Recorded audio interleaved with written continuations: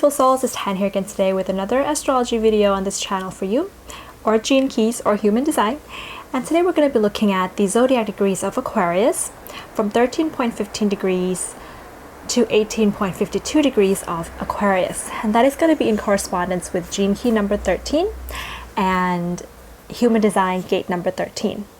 If you're approaching this from a Human Design or Gene Key or astrological perspective, and they all overlap. So we currently have an online astrology hub going where you can connect with me and other astrology enthusiasts out there. So if you're interested, you can definitely join us. You're welcome. And I'll post a link to that platform in the description box below so you can check that out. And yes, I have made an introduction video to this series. I also highly recommend that you check out that video first before you continue watching this. So I'll post a link to the introduction video up there and the description box below as well. So with this particular archetype, the associated bird vision key arc totem is the wagtail. Very cute little bird that likes to walk around wagging its tail. So just a brief overview of this particular archetype. If you have this, you are moving from a place of discord at the shadow level to discernment at the gift level, which is considered to be the fellowship of man, to ultimately empathy at the highest functioning destiny level for you, the great cosmic hub. Ooh, that kind of goes along with our astrology, online astrology hub really well, you know. So with regards to the 64 dream arc totem, at the shadow level, this is associated with the starfish. At the gift or life key, it is the mouse, and at the highest destiny, it is the wagtail. In the 64 I-Ching hexagram, this hexagram is called companionship. It is heaven over fire. The longing for union fuels creativity, purifying the past to discern the present. In the 64 genetic codon, this archetype is associated with glutamine. It's responsible for your intestinal health. It is part of the ring of purification, which is responsible for processing out the past to eliminate waste.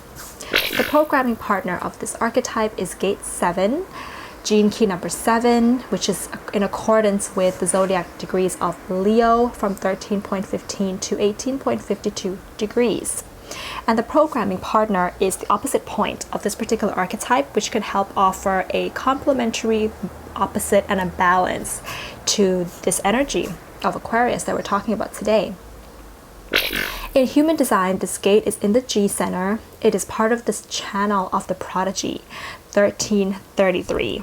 So, little fun fact about the wagtail. The reason why this particular bird is called the wagtail is because, of course, it likes to wag its tail back and forth like this, up and down, for a couple of purposes. The first one, scientists have come to conclude that it is for the purpose of communicating presence of predators to other members of their group. So it's kind of like a social way of signaling. And the second reason also is to flush out insects so they can come out from the ground to be eaten by the wagtail. The wagtail is considered to be a territorial bird, but during the winter, it kind of forms together in really large groups that can hold as many as 4,000 wagtail birds to kind of stay warm at night. So although it is territorial, yet it is communal. So it has a bit of this introvert plus extrovert and needing a community type of an energy to it. If you have this particular archetype, one of your characteristics that is going to be similar to the wagtail may be the fact that there's a way in which you are going to instinctually, just like the wagtail is instinctually wagging its tail, be working to keep a community or a tribe together. But because the wagtail has an underlying motive of also wagging its tail to eat insects from the ground, you have to also be, like with this particular archetype, aware or notice whether there are underlying motives to some of your instincts. And we're going to talk about this later on in the video, what those motives might be. You may be somebody who definitely needs your own space, and you can be territorial with your space, but of course you're going to be kind of fighting this balance between extroversion and introversion. How do you put yourself out there and being extroverted again without totally shunning introversion, and how to feel good in your introverted space without totally shunning extroversion. you may have this characteristic of being able to combine logic with the heart when you're working on this at a higher level, which means that you can be a great listener. People like to come to you for advice and just to have somebody to listen to them because they know that you understand them.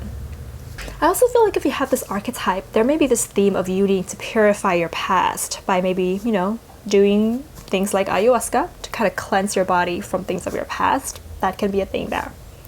So let's talk about the shadow frequency of this particular archetype now. So this archetype, of course, being associated with the sign of Aquarius, is going to have a collective theme to it ultimately. But at the shadow level, if you have this within you, in the gene keys, it is associated with a particular DNA code and strand that has to do with collective memories. So it's a storage space. You have this part of you in your DNA that is a storage space for the memories of humanity. And this can be a very challenging part of you to have because you're literally remembering things of our ancestors and things of our past. Because the particular DNA vibration that is going on inside of you is linked to other life forms on the planet before you existed, before you were born, as that chemistry of that linkage there. And if you think about, the Aquarius archetype, Uranus in the 11th house being the collective consciousness, right? That kind of links into this particular DNA. But of course, when this becomes a challenge and when you're not yet dealing with the challenge and you're falling into the shadow vibration of it, you may be at a discord inside of you. There's going to be a discord inside and outside, but inside of you, there's a discord between how to take your past experiences and raise and generate a sense of awareness and consciousness from your past experiences in order to change the future through those lessons, which is awareness versus, this is the discord, is your human desires, your human instincts and desires, the wants what you want, that are maybe not conducive to the progress of humanity, that you also may be able to talk your way and excuse your way out of these particular desires. So a really easy example of this is, let's say you are aware with regards to human behavior of using plastic, let's say, and kind of throwing plastic in the ocean, right? And maybe you have experienced in your life a time when you didn't really care and you were somebody who threw plastic in the ocean. So you were an imprinting of the collective past. But suddenly you have an awareness that this is not good and that, we need to stop throwing plastic in the ocean. But maybe there's still a deeper desire inside of you to travel and to not really care because that's easier, and maybe you like sailing, and when you sail then maybe you like to go to the beach, and when you do that it's just really hard for you to pick up your rubbish or to tell your friends who like to throw rubbish in the ocean to stop doing that, because if you do that then you may lose friends. And so there's an agenda, a hidden motive or an agenda that is in conflict with your awareness of the things that need to be done in order to progress society and to make the world a better place. That's the discord there. And of course, because Aquarius does rule the mind and it's an air sign, so you can find some kind of logic and talk your way out of this, or talk yourself and other people out of this. For example, you may say that one person's effort is not going to do anything anyways because it's based on so-and-so statistics that, it's not going to work. So there's no way for me to have to pick up my rubbish. Or, you may say that friends are much more important than this. And to keep certain friendships with me, I can influence them later in the future. So in the moment, I can still throw away the plastic. That's fine because I'm thinking long term about keeping these friends so I can later on in the future impact them. Whatever the excuse is, there's some excuses there. But what ends up happening is that when there's these conflicts going on inside of you, it can turn you into a pessimistic person. That's at the shadow of this is pessimism. There's going to be this feeling of like, I want the world to change. I need to see change. And I'm doing it. This is what I'm doing to change, with regards to the excuses that we talked about previously. But yet, you're not seeing the change in the world. And so it leads to pessimism and thinking that, well, you know what? There's nothing that anybody can do. I can't do anything to change the world. Nobody can do anything to change the world either. So there's a bit of an illusion infused with your own actions together. So yes, that's what can happen there. With regards to relationships with people in your daily life, you may come across as somebody who is empathetic, but it's not real empathy. It's a pretended empathy, because you may actually be closing yourself off from actually feeling what somebody else is feeling. You may seem like you're empathetic because you logically understand what's going on with them, but you can't feel them, because you know that if you were to really feel them, then there's going to be immense emotions that rise up within you, and these emotions can really fuel radical changes in the society. But you may not be aware of this, and so you're closing off your emotions. So that's one thing that can happen there. The other thing that can happen with regards to personal relationships is that it can cause you to become somebody who has a bit of a closed perspective, a narrow-minded point of view on certain topics, meaning that even if other people present a case for some issues and their case is presented in a very logical, rational way, there's a lot to support that, there's thinking of the future trends, you may still shut down to those particular ideas. You may not listen to it. You may not take it into consideration at all, because there's a desire deep within you that, when you're not making it aware, you're not conscious of it, is going to overrun logic. So let's say, for example, somebody presents a case on why plastic is bad, right? And it's a very logical case, and there's proper solutions that can be done, but yet you may still feel like, I'm not going to believe this person. What they're saying is completely wrong, because I still feel like what I'm doing when it comes to the case that I have with keeping my friends long term so that I can impact them later. This is an example that I can impact them later, but in the short term, we could just throw plastic in the ocean. I'm going to stick with this case. So it can cause somebody who debunks through reaction to other people's good intentions to make the world a better place. Think about this, is that any good intentions to make the world a better place can be a worthy cause, and we don't know. We don't know what the future is going to be like. What we can do is every act that we make it an act of a good intention. But yes, that is going to be the lower functioning vibration of this archetype. So in order to transcend this shadow, the gift of this archetype is discernment. Discernment comes when you are able to broaden your views and your perspective of the world and of others through your ability to feel. First of all, the first feeling is to feel the suffering of other people and the pain of other people, and allow yourself to connect in that way. The second type of feeling is going to be the feeling of your own desires, those hidden desires and motivations that are going on inside of you. Because if you can feel them, you may realize that you no longer have to act on them. You can simply feel it, and then you can let it go. This gift in human design, this particular gate in human design, is considered to be the gate of the listener. So it makes you a very good listener. But to really listen is not the same as to hear. See, at the shadow level, you can hear what needs to be done, but you're not listening because you're not feeling it. But when you can really listen, it is the listening of your own individuality.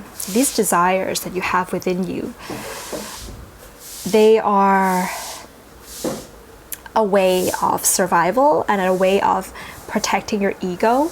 And if you could listen to that, you will know that there's another consciousness and another awareness that is not you, that you are consciousness and your awareness. That's why you can see and listen and feel what your desires are, so you can't be those desires. And when this happens, there's going to be an ability to discern yourself from your desires, is to know that there is something more than your individuality. When you kind of like get into the practice of listening beyond your desires, you can begin to see the archetypes that exist on earth. You begin to see that everybody has a different plot in their life story, their lifeline, but although there's a different plot, the theme or the message is all the same. It's kind of like, so, you know, a practical example would be that you listen to other people's point of views when it comes to their good intentions for wanting to save the world through not using plastic, and allow yourself to feel their intention. That's all that's needed. But if you also think about like astrology, for example, when you look at your natal chart, you have all the zodiac signs there. And if you use Placidus, some might be intercepted, but that doesn't mean it's not there. So we have 12 archetypes, we have 9 planets. We all have, this is something that we have that's all the same, but their arrangements, their alignments, the way that they generate the different stories in our lives, the different plots in our lives, it's going to be different, but ultimately it's the same. If you look at your human design body graph, we have all the same centers. We have all the same channels. We have all the same gates, so they may be differently defined, but they're all there. Everybody has gate 4.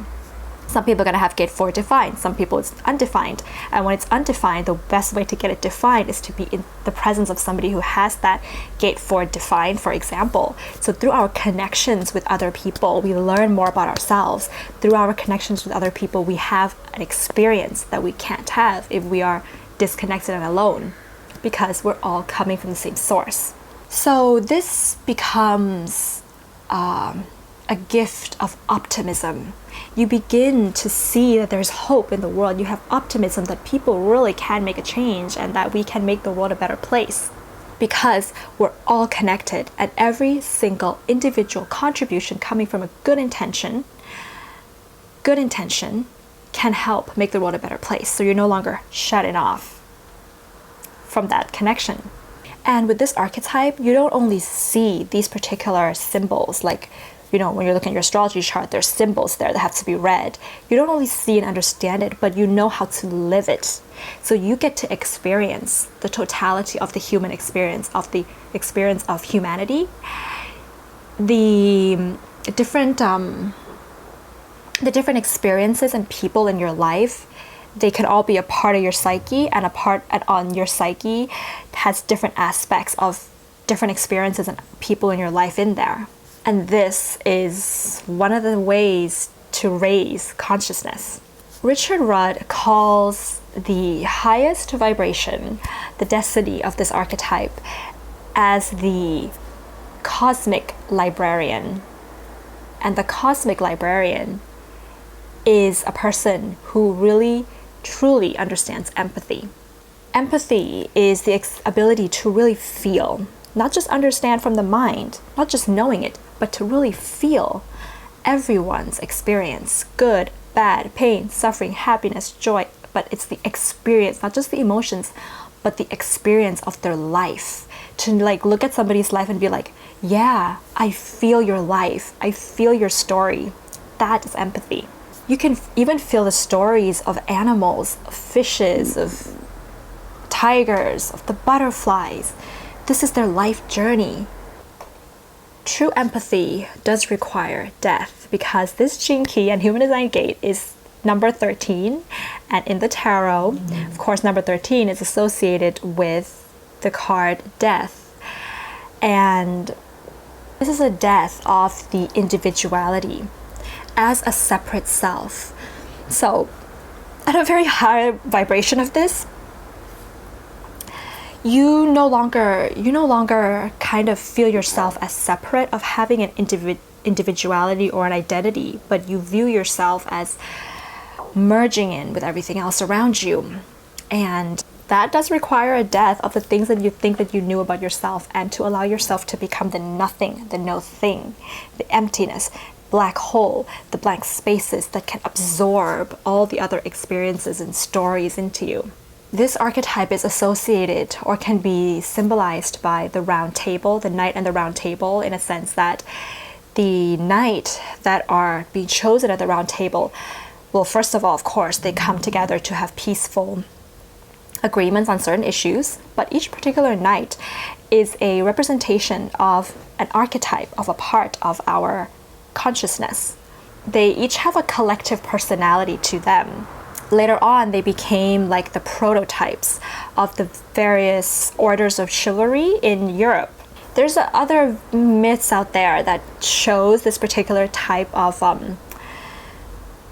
iconic representation of the archetypes of humanity. Like astrology is one of the systems that shows the archetypes of humanity. And there's other myths out there as well. But you have an ability to heal if you have this archetype, because when the people are around you and you listen, and let's say they come to you and they have some problems or they want to tell you particular things that happen in their life, and you're just there listening. All you have to do is listen. What you're actually doing is you're cleansing their auric field. You're cleansing the stuck energies inside of them, because you're like a vessel that absorbs all of their experiences. When you listen to their traumas, and listening doesn't mean like just simple listening with the ears, it doesn't mean that they have to speak and you listen. You can listen to their energy. You can look at them, look into their eyes, you can listen to that. You can be like a psychic and you can listen. There's many different ways of listening. So when you listen to their traumas, their fears, their shadows, and you open the doors to their past and allow them to have that space to let these things out, the people become healed, because they know that they are still loved by you. You are still loving them. You still have empathy for them. And so they become healed because they have that space there. And the reason why ultimately you can be such a great listener is because you've worked with your shadows first. You've done that. You've looked at the past pains, you've looked at your own past, the things that have happened in your story in the past.